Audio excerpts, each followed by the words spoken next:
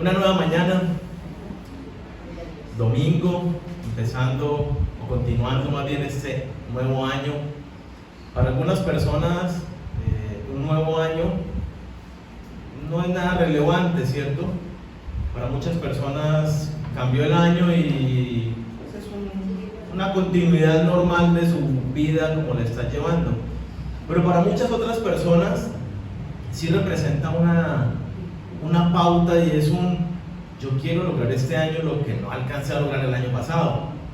Yo el año pasado quería leerme este libro y no lo leí.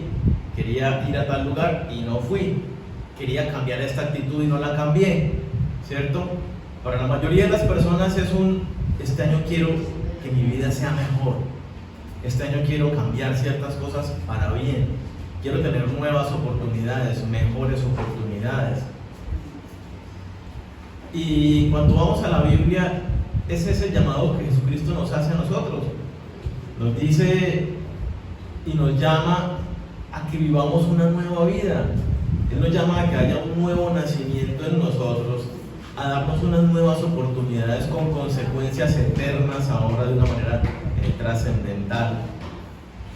Y eso es lo que Él quiere para nosotros.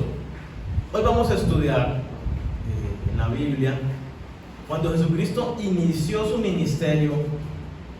¿Qué fue lo que Él empezó a decir? ¿Qué fue el primer mensaje que Él dio a la audiencia y por qué es tan importante para nosotros recibir ese mensaje hoy, ahora que estamos también empezando un nuevo año, nuevos inicios? Los invito por favor que vayamos a Marcos 1 a partir del versículo 14.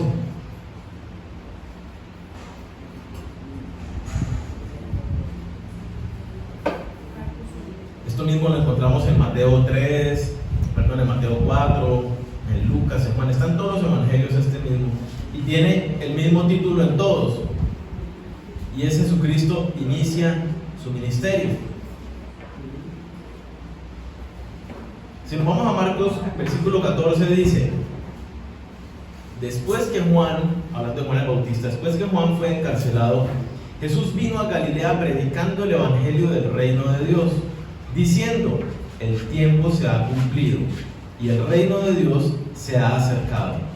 Arrepentíos y creed en el evangelio. Yo voy a volverlo a leer. Pónganle cuidado. Después que Juan fue encarcelado, Jesús vino a Galilea predicando el evangelio del reino de Dios. ¿Cuál fue la predicación de Jesucristo? Continuó diciendo: el tiempo se ha cumplido. Punto 1. Punto 2. El reino de Dios se ha acercado. Punto 3. Arrepentíos. Y punto 4. Creed en el evangelio. Es supremamente importante lo que dice este versículo, estos dos versículos muy cortos. Y nos hablan de aspectos que vamos a analizar. Habla de dos verdades que tenemos que conocer, ¿sí? Y habla de dos requisitos que tenemos que cumplir. Lo primero que nos dice ahí es: el tiempo se ha cumplido. ¿A qué hace referencia con que el tiempo se ha cumplido? Está hablando del cumplimiento de las profecías que se habían hablado en el Antiguo Testamento. Dios desde que comenzó la historia empezó a decirle al pueblo: va a venir un Salvador, va a venir un libertador. Ya en la época de los reyes hay una promesa muy específica y particular que se le hace a David, y es la profecía del Mesías, de Jesucristo, ¿cierto? Y dice: de usted, de su descendencia, va a venir alguien que va a reinar y su reino será para siempre. Él va a librar al pueblo de sus pecados. Y luego en Isaías se nos dice que ese reinado y esa liberación de los pecados no es solo para el pueblo de Israel, sino que es extensiva para todo el mundo.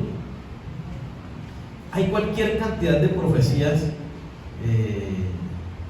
que se cumplieron en Jesucristo, que hablaban de la venida de ese Mesías, de ese Salvador. Cuando Jesucristo dice aquí: el tiempo se ha cumplido, está diciendo: ya, hoy se cumplen las profecías que hablaban de la venida del Mesías. Yo soy ese Mesías prometido.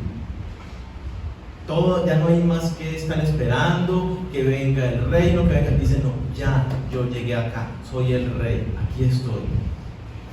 se cumplen esas promesas, esas profecías de parte de Dios.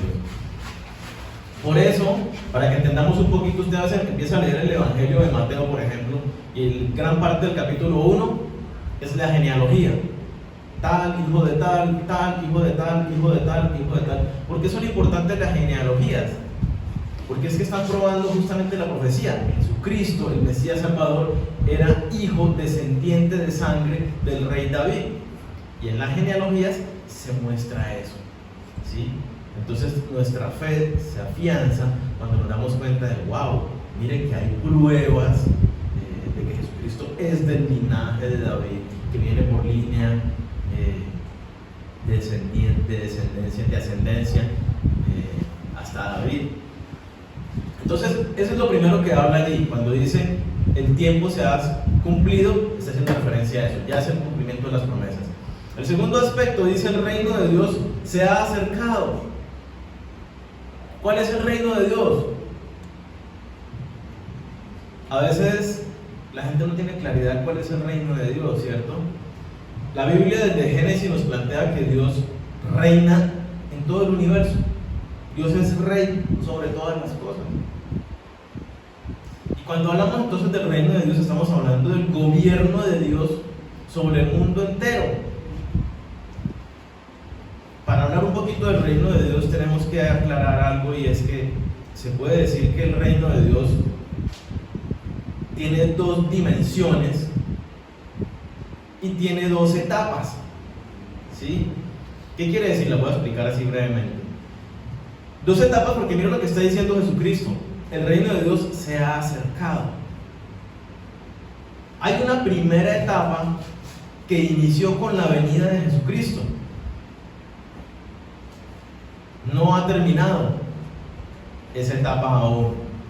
Es una etapa donde nosotros no vemos hoy en día un reino, a Jesucristo reinando físicamente en la tierra,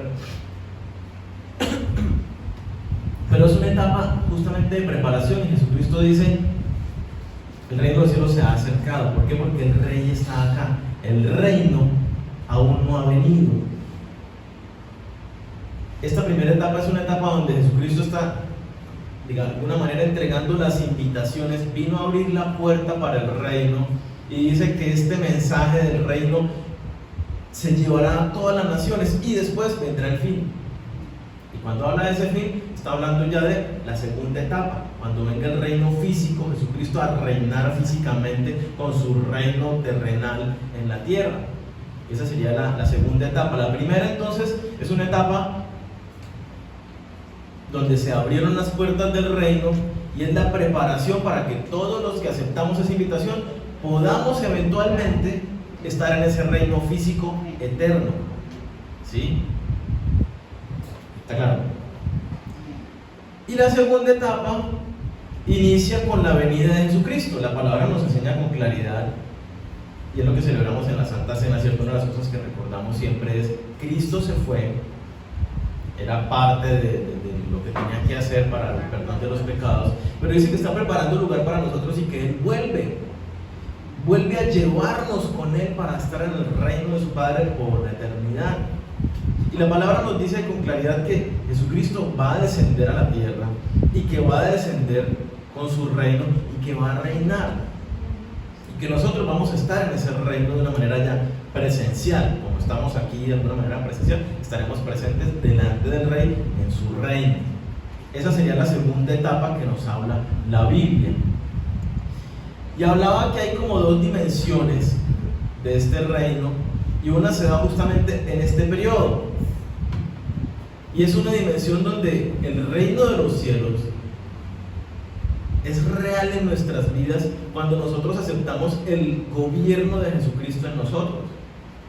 Entonces, en este momento, para los que hemos rendido nuestras vidas a Jesucristo, hemos aceptado el mensaje del Evangelio, Jesucristo reina hoy en día, ejerce su gobierno en nuestras vidas, en nuestro corazón. Por eso digo que es como otra dimensión, porque no es la física, sino es una dimensión interna, donde yo estoy disfrutando ya el reino de Dios, el reino de los cielos, por su gobierno en el corazón mío. Y la otra dimensión es, pues, tiene relacionada cuando ya estemos físicamente en ese gobierno. ¿Está claro? Entonces el reino de Dios es el gobierno de Dios en la tierra. Aunque no ha venido ese gobierno, Dios puede reinar hoy en nuestros corazones. ¿De qué depende? Y eso lo habla todo el Nuevo Testamento, ¿cierto? Es uno de los mensajes más importantes que se da en el Nuevo Testamento, y es: yo tengo que morir a mí mismo, yo tengo que dejar que sea el Señor gobernando mi vida a través del poder del Espíritu Santo por medio de la palabra de Dios. Por eso es tan importante y por eso se habla tanto acerca del Espíritu Santo, acerca de la obediencia, acerca del morir, acerca del rendirnos. Todos hacen referencia exactamente a lo mismo. Para que Cristo gobierne, yo necesito conocerlo y obedecer su palabra en mi vida. No es simplemente decir yo voy a la iglesia, yo creo en Dios. Se necesita que realmente haya una autoridad de parte de Dios que está siendo ejercida sobre nuestras vidas. Ese es el reino de Dios. Yo no puedo llamarme cristiano, ¿sí? Bíblicamente hablando, yo no puedo decir que soy cristiano, nacido de nuevo, ciudadano del reino de los cielos, si Cristo no gobierna en mí, si Él no es el Señor realmente de mi vida. Yo puedo haber declarado verbalmente muchas veces que Cristo es y que lo es, pero si en la práctica y en la realidad Él no está gobernando mis pensamientos, mis actitudes, entonces Él no es el Rey de mi vida, y por consecuencia su reino no está en mí, y por consecuencia yo no tengo la eternidad en su reino, aunque sea aparentemente muy religioso y muy creyente. Si el reino de Cristo no se da en mi vida, Él no es mi Señor. Hay consecuencias, y ya lo vamos a entender, ir mirando un poquito a continuación. Entonces, decíamos, de este pasaje se desprenden 4 aspectos importantes, 2 verdades que debemos conocer, ¿cierto? Que son, primero, las promesas que Dios había dado acerca del Salvador, que llegaron al punto de su cumplimiento con la venida de Jesucristo. Esas, ¿cierto? Faltan otras promesas que aún no se han cumplido, y es la venida de Jesucristo, la segunda venida. Y la otra es que trajo su reino a nuestras vidas. Que el reino de Dios es una realidad y que desde ya lo podemos disfrutar cuando le rendimos nuestras vidas a Él y su autoridad está siendo ejercida en nosotros. ¿Sí? Para que podamos ser parte del reino de los cielos, que eso es básicamente el mensaje de la Biblia, el mensaje del Evangelio, las promesas de salvación son justamente para que nosotros entremos al reino de los cielos. Hay un hombre en Juan capítulo 3 que le pregunta a Jesucristo, o se le acerca de noche a saludarlo, y Jesucristo le sale de una vez con una perla de verdad y le dice: nadie puede entrar al reino de los cielos si no nace de nuevo. Es imposible. Lo más importante de lo que habla la Biblia, diciéndolo de una manera diferente, bueno, es la salvación. ¿Y qué es lo que es la salvación? Es que nosotros entremos al reino de los cielos. No es nada diferente. Yo no me salvo si no entro al reino de los cielos. Si entro al reino de los cielos, me salvo. ¿Sí? ¿Es claro? Entonces, lo más importante es que nosotros nos aseguremos de que tenemos la entrada a su reino. Fue lo primero que predicó Jesucristo. Arrepentidos porque el reino de los cielos se ha acercado, las promesas ya se cumplieron, ya empezó, se abrieron las puertas. ¡Pilas! Que no se quede por fuera. Necesitamos entrar en el reino de los cielos. ¿Y cómo entramos en el reino de los cielos? Si lo miráramos desde Juan, nos enseña lo mismo que vamos a ver hoy. Hoy vamos a ver desde este pasaje. Hay 2 prerequisitos, 2 condiciones no negociables. Sí o sí tienen que darse en nosotros. Si no se han dado estas circunstancias, yo no entro al reino de los cielos. Y lo primero que nos dice ahí el pasaje, voy a leer el versículo 15: el tiempo se ha cumplido y el reino de Dios se ha acercado. Arrepentíos y creed en el Evangelio. Sin arrepentimiento no hay nuevo nacimiento. Ya vamos a continuación a ver un poco mejor el arrepentimiento. Clave el arrepentimiento. Sin arrepentimiento no hay nuevo nacimiento, sin arrepentimiento no hay entrada al reino de los cielos. Y el segundo aspecto dice, hay que creer en el Evangelio.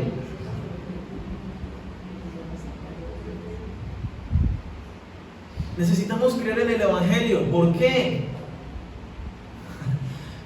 Porque sencillamente Evangelio traduce literal buenas noticias. El Evangelio son las buenas noticias del cumplimiento de las promesas, de la venida del Salvador, de que el Salvador pagó el precio de nuestros pecados y que podemos entrar al reino de los cielos. Si yo no creo la noticia de la salvación, si yo no creo que Jesucristo descendió del cielo como Hijo de Dios, murió en la cruz por nuestros pecados, murió, fue sepultado, resucitó al tercer día, subió y vuelve, entonces yo no creo el Evangelio.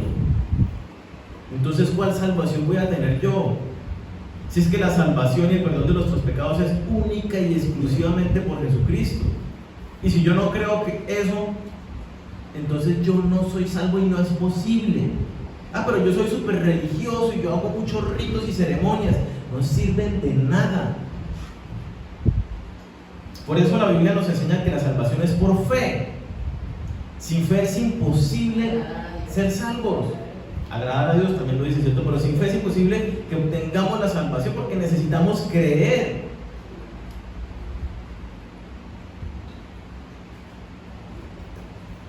Y aquí hay algo muy importante, y es que hay mucha gente que busca a Dios, que se acerca a Dios con un corazón genuino, de quiero estar con el Señor, quiero conocerlo, quiero vivir para Él. Pero sucede un terrible problema, y es que lo que estas personas, a través de sus buenas intenciones y su fe de pronto muy poderosa, la están colocando en un evangelio equivocado, en un evangelio incorrecto, en un evangelio que no es el de la palabra de Dios. Y esto es terrible, porque hay cientos de personas, en cientos de iglesias, cristianas inclusive, donde no se predica el evangelio de la palabra de Dios. Poner sencillamente un ejemplo, el evangelio de la prosperidad. Lo que predican son cosas falsas y equivocadas que no enseña la Biblia. Sacan las verdades de la palabra de Dios del contexto, y entonces cientos, miles, millones de personas escuchan a esos predicadores famosos que predican un evangelio equivocado, un evangelio mentiroso, y ponen allí sus corazones. Pero es que cantan canciones muy lindas que mueven los sentimientos, pero es que el predicador es un orador que tiene una chispa y que me mete unos chistes buenísimos, y entonces la gente está súper dinámica, metida en el cuento, y tienen fe y oran, pero no están creyendo el evangelio de la salvación. Entonces es terrible. La Biblia nos advierte en Gálatas 1, acompáñenme, Gálatas 1, 7 al 9.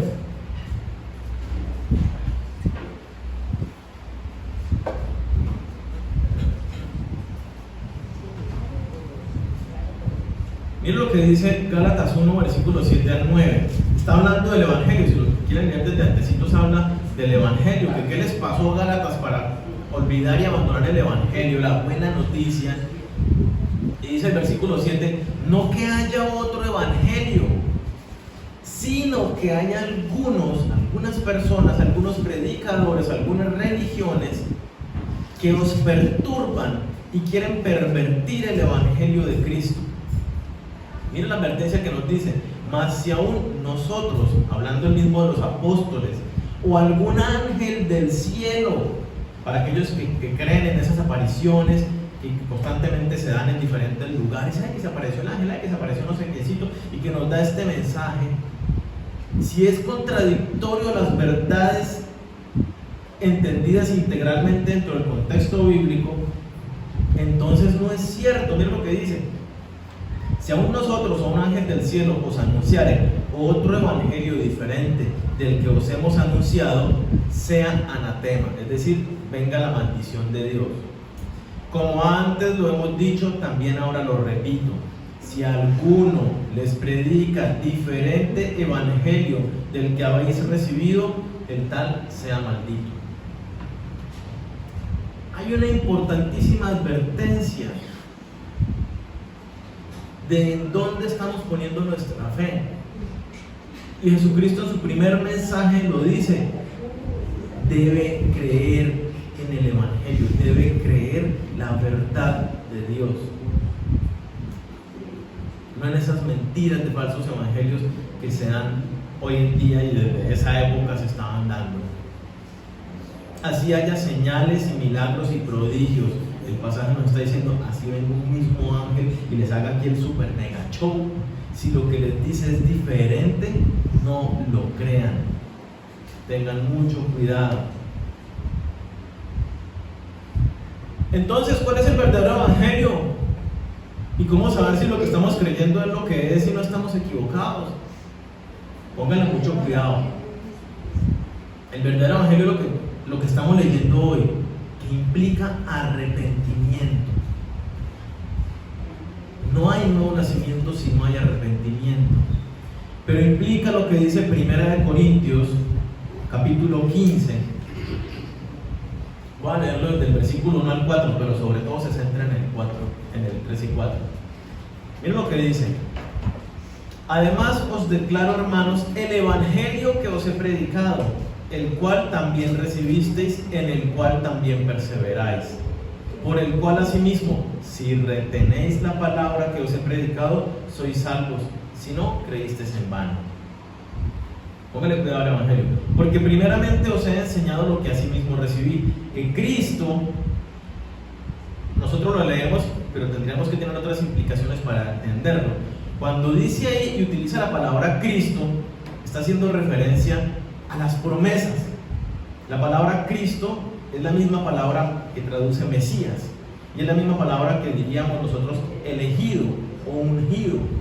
Todas esas palabras, Cristo, Mesías, ungido, elegido, hacen referencia a la promesa del Salvador que vendría de Dios para liberar al pueblo de sus pecados. Entonces, si ven que tiene un contexto mucho más amplio que simplemente leer Cristo, hace referencia a todo ese paquete. Entonces dice que Cristo, es decir, la promesa del Salvador, Dios vino del cielo, murió a salvarnos, el Hijo de Dios murió por nuestros pecados, conforme a las Escrituras. Entonces, mire, conforme a todo lo que estaba establecido. Los hombres somos pecadores y la paga del pecado es la muerte. Todos los hombres somos pecadores y estamos separados de Dios y no hay nada que podamos hacer. Eso es lo que establecen las Escrituras. El pecado del hombre trae maldición y condenación a la humanidad. Pero también las Escrituras nos dicen que Cristo iba a pagar el precio por nosotros, para hacernos libres, para que rindiéramos nuestra vida a Él. Y entonces es lo que está diciendo allí. El evangelio verdadero es yo saber y reconocer que Cristo, el Hijo de Dios, vino del cielo, que no había forma de que yo pagara el precio de mis pecados, que tiene una consecuencia de muerte eterna. Y cuando hablo de muerte eterna, estamos hablando de conscientemente, eternamente condenados en sufrimiento. Lo digo como que en otro orden: condenados en sufrimiento por la eternidad de manera consciente. Esas son las consecuencias del pecado. Entonces el evangelio me está diciendo: Cristo murió para pagar por nuestros pecados, conforme a lo que dice la palabra de Dios. Dice que Él fue sepultado y que resucitó al tercer día, y de eso hay testimonios. Esa es la palabra de Dios. Yo necesito creer. Si no creemos esas verdades, que Cristo murió y Cristo resucitó y que pagó el precio por mis pecados, entonces yo no creo en ningún evangelio, creo en cualquier otra cosa. Ahora bien, Cristo murió, Cristo resucitó. ¿Cómo está Cristo? Cristo está vivo. Por eso el Nuevo Testamento nos anima todo el tiempo a que tengamos comunión con Jesucristo, compañerismo, que tengamos una relación íntima con Él. Y esa es una de las características de una persona que ha nacido de nuevo. Tiene compañerismo con Cristo. Si no tiene compañerismo con Cristo, no ha nacido de nuevo. Así de sencillo. Pero va a la iglesia, pero diezma, pero cree mucho. Si no tiene compañerismo, no ha nacido de nuevo. Así de sencillo. Entonces esa es la base, la piedra angular de la fe bíblica, del cristianismo. Esto es lo que enseñaron Jesucristo, los apóstoles y de ahí para allá todos los discípulos y todos los demás. Ese es el evangelio que nos salva. Jesucristo, Hijo de Dios, vino del cielo, pagó por los pecados de toda la humanidad al entregar su vida en la cruz, murió, fue sepultado, pero resucitó al tercer día conforme al poder del Espíritu Santo. Y hoy vive, está sentado con el Padre, está preparando un lugar para nosotros y vuelve para llevarnos con Él.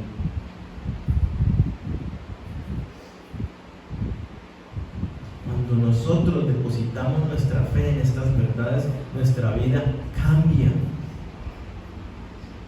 Porque yo no puedo saber ni entender con total claridad de que Cristo viene y que yo tengo una eternidad con Él, y que pagó el precio altísimo de mis pecados, y seguir pecando como si nada, y seguir comportándome de la misma manera como lo hacía antes.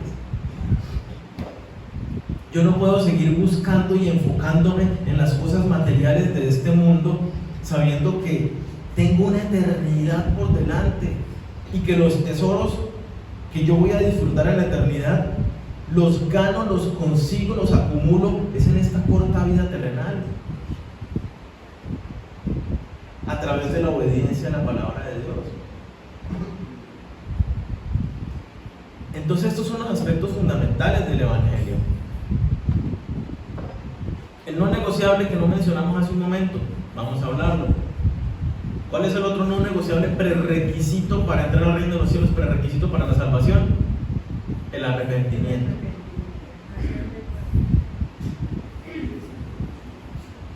La nueva vida en Cristo empieza con una palabra, y es arrepentimiento. Acompáñenme a Mateo 3.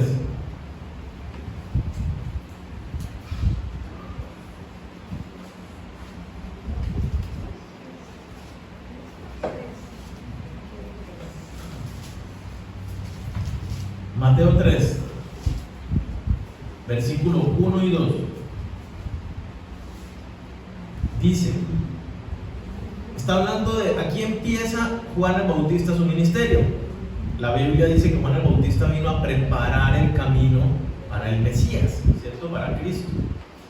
Dice, en aquellos días vino Juan el Bautista predicando en el desierto de Judea y diciendo, ¿qué decía?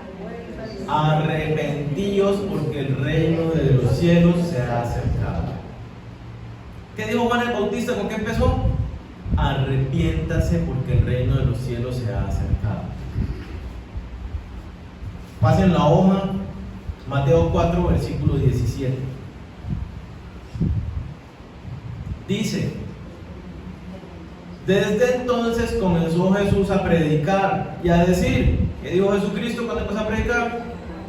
Arrepentíos porque el reino de los cielos se ha acercado. Diferentes predicadores, exactamente el mismo mensaje. Acompáñenme al libro de Hechos, capítulo 2. Hechos, capítulo 2, versículo 37.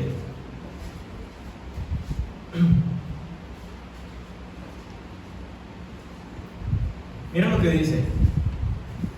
Bueno, este es el primer discurso, ¿cierto? La primera predicación de Juan Bautista, arrepentidos. La primera predicación de Jesucristo, arrepentidos. La primera predicación de Pedro, ¿cierto? Estamos hablando del libro de Hechos, viene el Espíritu Santo sobre ellos en Pentecostés y sale Pedro con los discípulos y su primera predicación delante de miles de personas inclusive. Y la gente, cuando escucha el mensaje, dicen con un corazón así todo tocado, dicen, entonces, ¿qué haremos? Ahí es lo que dice, ¿cierto? Están escuchando el mensaje. Versículo 37. Al oír esto, se compungieron de corazón y dijeron a Pedro y a los otros apóstoles: varones hermanos, ¿qué haremos?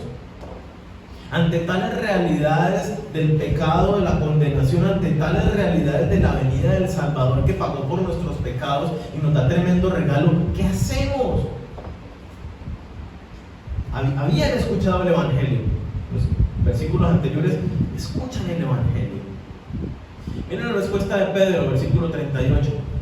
Pedro les dijo: arrepentíos y bautícese cada uno de vosotros en el nombre de Jesucristo para perdón de los pecados, y recibiréis el don del Espíritu Santo. ¿Qué fue lo primero que dijo Pedro? Arrepiéntanse. ¿Qué fue lo primero que dijo Juan? Jesucristo, Pedro. El primer paso, arrepentimiento. ¿Saben cuál es el primer paso que dan la mayoría de los cristianos? Señor, ayúdame. Señor, prospérame. Señor, bendíceme. Señor, cuídame. ¿De dónde está el arrepentimiento?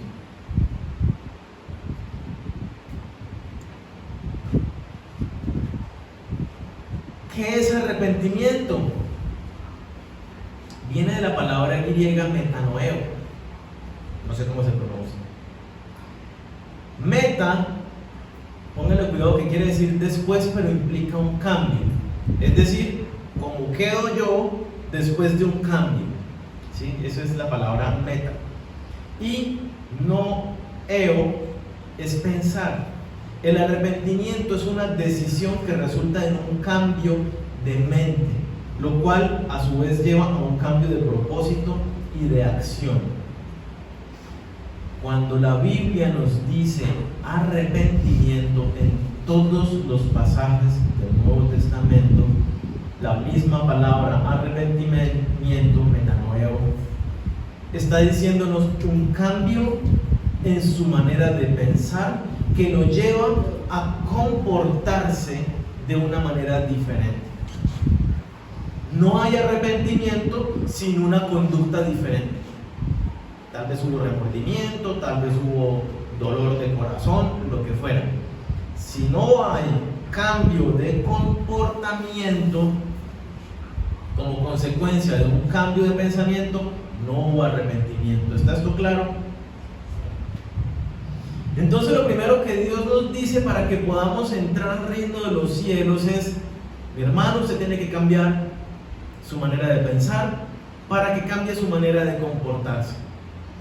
Si su vida no está dando frutos que demuestren ese cambio, entonces usted no entra al reino de los cielos, usted es un religioso.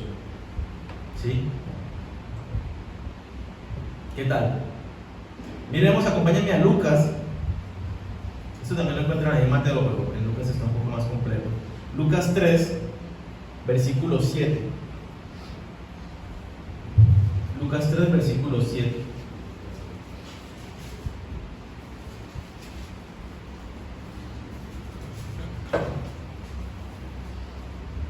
Estamos hablando de la predicación de Juan el Bautista. Entonces él predicaba, cierto, arrepiéntase porque el reino de los cielos se ha acercado. Y luego cuando vio que venían todos los fariseos y saduceos y todo el mundo, les dice: decía a las multitudes que salían a ser bautizadas por él: oh generación de víboras. O sea, es un llamado de atención fuerte, ¿no? Generación de víboras, ¿quién os enseñó a huir de la ira venidera? Haced pues, póngale cuidado, frutos dignos de arrepentimiento. Voy a parafrasear el versículo que sigue. Dice: no comience a sacar excusas, porque así como el leñador, si el árbol no da fruto, lo corta y echa de ese árbol que no da fruto a la candela, ya el hacha está puesta para cortar a los que no están dando frutos dignos de cambio. Versículo 10. Ante esto que le plantea Juan el Bautista tan fuerte, ¿cierto? Y les dice, cambien, hagan frutos dignos, que se note. La gente les dice, versículo 10, entonces, ¿qué haremos?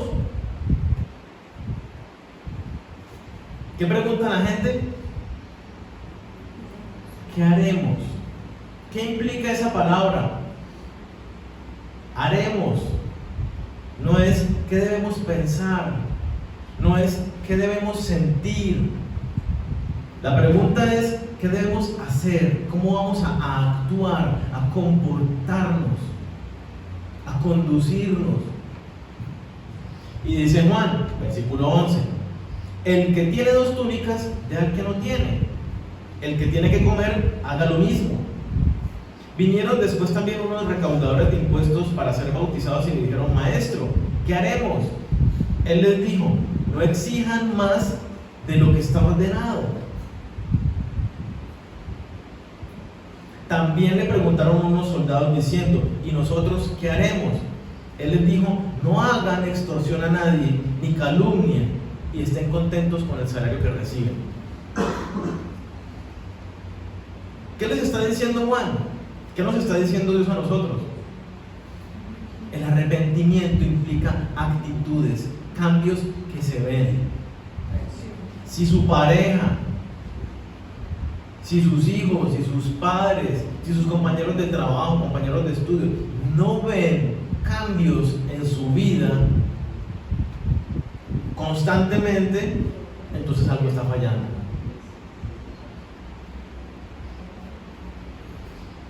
Es un actuar. Ustedes se preguntarán, pero espera, Daniel, la salvación, entrar al reino de los cielos no es por gracia, no es por fe. Claro, es un regalo de Dios. Yo no puedo pagar la salvación, pero lo pongo de esta manera.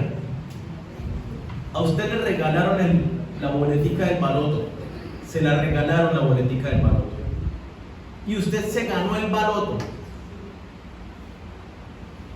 ¿De quién es ese baloto? Es suyo. Usted se lo ganó con una boleta que es suya. Usted no puso un centavo para esa boleta, pero ya es suyo. Usted no podía pagarlo, usted no podía conseguir esa plata por sus propios medios. Pero usted tiene el ticket ganador del baloto. Aún así, para que usted lo haga realidad, tiene que hacer algo. E implica que usted tiene que ir hasta el lugar, hasta la oficina, firmar unos documentos, de ahí tiene que pagar unos impuestos, y usted tiene que hacer para recibir ese regalo. De lo contrario, usted no recibe el regalo. Con Cristo es exactamente lo mismo. Hay un regalo que Él nos hace. La salvación no hay forma de que yo la pague, no hay forma de que yo la consiga. Pero hay requisitos, y es, si tú no te arrepientes, si tú no crees el Evangelio, pues no pasa nada. Mire que la Biblia dice, los demonios creen y tiemblan ante el Señor. Ellos saben las verdades del Evangelio, creen el Evangelio enterito. Saben que Jesucristo estaba sentado en el trono y que renunció a su deidad para venir a la tierra. Ellos creen en el Evangelio total, pero no han rendido su vida al gobierno de Dios. Y lo mismo pasa con muchos cristianos. Creen el Evangelio tal cual, pero no rinden su vida al gobierno de Dios. Justamente, arrepentimiento implica yo ya no gobierno mi vida, un cambio de mente. Ahorita, empezando el año, hubo cambio de alcalde, cambio de gobernador, cambio de concejales, un cambio nuevo, cambio de administración. Tal cual pasa en nuestras vidas cuando aceptamos el mensaje, el llamado de Jesucristo. Cuando se da el arrepentimiento en nuestras vidas, implica un cambio de administración en mi vida. ¿Quién gobierna ahora? Tengo muy poca plata. ¿Conforme a quién la administro ahora? Tengo mucha plata. ¿Conforme a qué administro ahora el dinero? Y pongo los dos ejemplos. Tengo poca plata porque el que tiene poca plata, no tengo, me tocó esto, que no sé qué, vive renegando y vive mal. Debe haber un nuevo cambio, y la palabra dice, esté contento con lo que tiene, trabaje y mire a ver cómo logra más. haciendo las cosas de manera honesta, pero esté contento sabiendo que los tesoros que valen la pena están en el reino de los cielos. Tiene que haber un cambio en la manera de pensar. El que tiene mucho dinero y gasta y piensa que con tener y las cosas materiales está esto, tiene que haber un cambio y es, ok, esto no vale la pena. Dios me dice que no ame al mundo ni nada de los bienes materiales, que ponga mi mirada primero en el reino de los cielos. Tiene que haber un cambio de administración. Cambio. Entonces el primer llamado del reino es el arrepentimiento. Las implicaciones del arrepentimiento bíblico son básicamente tres. La primera es renuncia y cambio de actitud. ¿Qué es lo que estamos hablando? ¿A qué tengo que renunciar yo? Es una buena pregunta. De manera general diríamos a todo lo que va en contra de Dios, pero tiene que ser muy específico. ¿A qué debo renunciar yo hoy? ¿Cuáles son los pecados que yo hoy sé que sigo cometiendo y que Dios me ha dicho, esto no lo hagas? ¿Cuáles son los temores, o más bien, cuáles son las cosas que no he obedecido por temor? Tengo que cambiar ese aspecto de mi vida. No es que yo no comparto de Cristo porque me da temor de qué van a decir los demás. No, Cristo me dice, vaya y compártale a todos acerca de mí. Y entonces yo tengo que obedecer, tengo que haber un cambio en mi manera de comportarme. Si para ti la iglesia no es importante, tiene que haber un cambio y entender, porque viene a la mente de Cristo a nuestra vida. Yo tengo que entender lo que dice Dios en su palabra y es, Dios me llama a ser parte de un cuerpo, de una nueva familia, y lo leíamos en el devocional de hoy. Vienen a Jesucristo a decirle, su mamá está afuera y sus hermanos, los hermanos en la sangre y la mamá de la sangre de Jesucristo, ¿cierto? Con los que creció en la casa. Y Jesucristo dice, miren, los discípulos que están acá, los que hacen la voluntad de mi Padre, estos son mi hermano y mi madre. Hablando de una nueva pertenencia a un cuerpo que es esta familia. Entonces, si yo no lo entiendo, si no lo he vivido de esa manera, tiene que haber un cambio y entender, oye, tengo que empezar a encontrarme con mi familia, a ser parte activa del cuerpo. Si eres irascible y agresivo, ¿en qué consistirá el arrepentimiento? Pues que ahora eres paciente y de trato amable.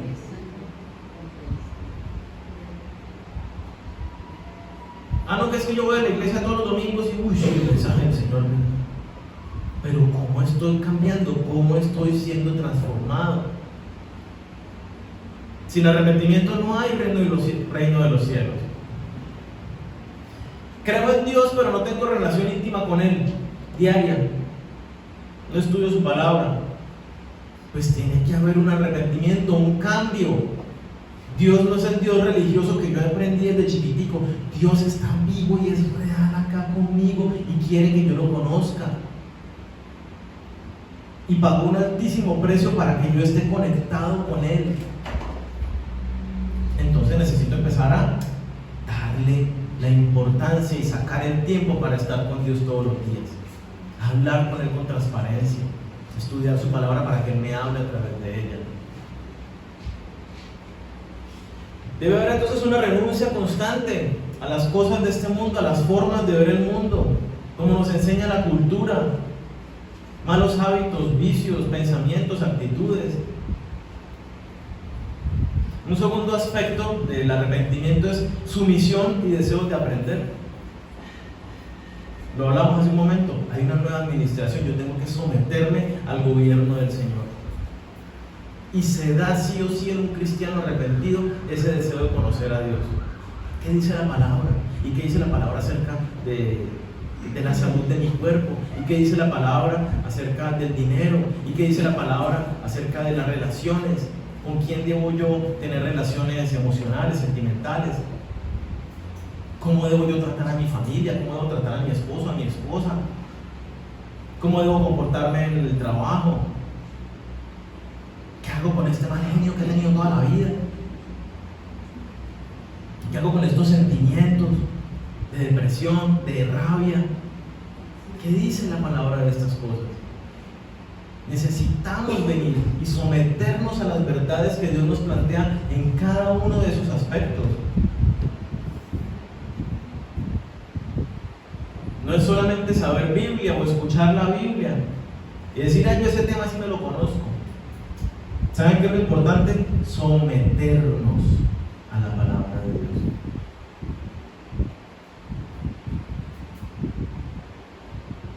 ¿Qué implica el sometimiento? Obediencia. Implica a veces dolor, carga, porque quisiéramos hacer otras cosas y Dios nos dice, no Señor, por allá no me va, no Señor, se levanta temprano para ir a la iglesia, no Señor, no se compra eso, pero uno quiere, y uno dice, pero no es malo, pero si Dios dice no, entonces no lo hago, aunque yo no entienda el por qué. Eso implica ese sometimiento, eso implica el arrepentimiento y el gobierno del Señor en mi vida. Y ese arrepentimiento implica un continuo perfeccionamiento. No es que yo recibí a Cristo el 20 de diciembre del 99 y ese día cambié y me arrepentí de muchas cosas y ya. Toda la vida, cada mañana, Dios me va hablando y tengo que ir renovando y tengo que ir cambiando y cada día salen más cosas pervertidas en la sociedad que yo tengo que desaprender sus maneras para aprender las maneras del Señor y someterme a ellas. Tal vez usted había dejado de comportarse, de decir mentiras y dejó de decir mentiras por 10 años, pero ahora último ha vuelto a decir ciertas mentirillas piadosas. Entonces, ¿qué tiene que hacer? Volver a arrepentirse de eso, volver a cambiar y dejar de decir mentiras. Yo estaba lleno de paz y ya no había hablado mal a la gente. Y si volvió para atrás, pues tiene que volver a cambiar ese aspecto. La Biblia nos dice que nos santifiquemos y la santificación es un proceso continuo. Y la santificación requiere sí o sí arrepentimiento. ¿Con qué cambio yo mi manera de pensar? Con la palabra de Dios. Si yo no conozco la palabra de Dios, pues entonces difícilmente voy a renovar mi pensamiento, difícilmente voy a poder vivir ese arrepentimiento como lo enseña la palabra de Dios. Entonces, todos los días necesitamos venir a su presencia, limpiarnos, perfeccionarnos, reconocernos como pecadores, rendirnos en obediencia a su dulce voz.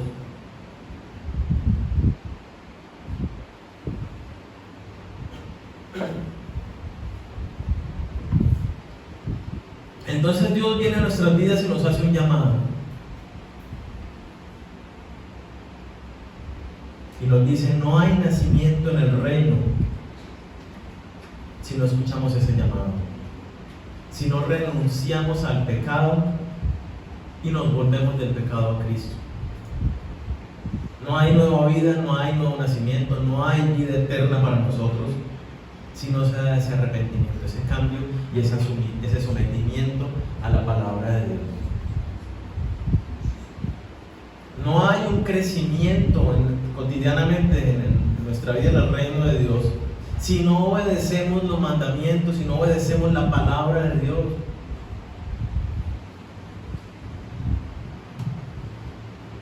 No podemos crecer si no nos rendimos en obediencia a lo que Él nos habla.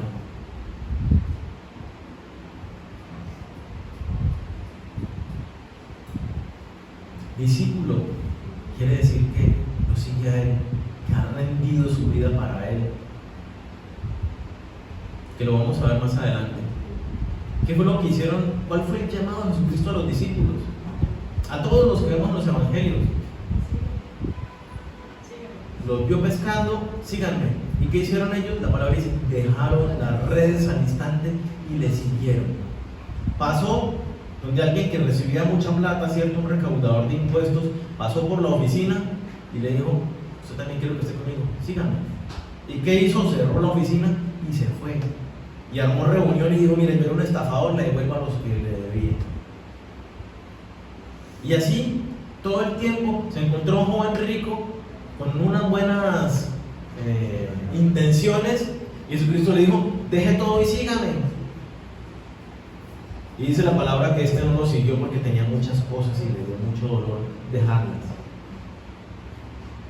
Si a nosotros nos da dolor dejar lo que Dios nos está diciendo que dejemos, pues sencillamente no nos seguimos a Él. No podemos ser sus discípulos ni entrar a su reino.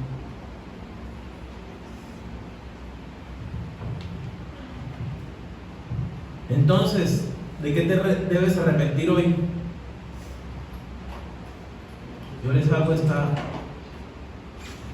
pregunta. Imagine que usted en este momento nunca antes había conocido el mensaje de Jesucristo. La vida que usted venía viviendo con buenos comportamientos, moralmente correcto, etc. Era una buena vida que usted vivía simplemente porque sí, porque usted es así. Pero hoy escuchó el mensaje de salvación.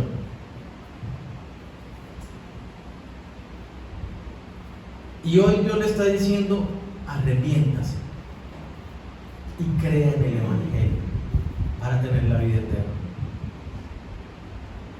Hoy, como usted está, si no tuviera la eternidad, ¿de qué cosas hoy usted dice, yo necesito cambiar esto?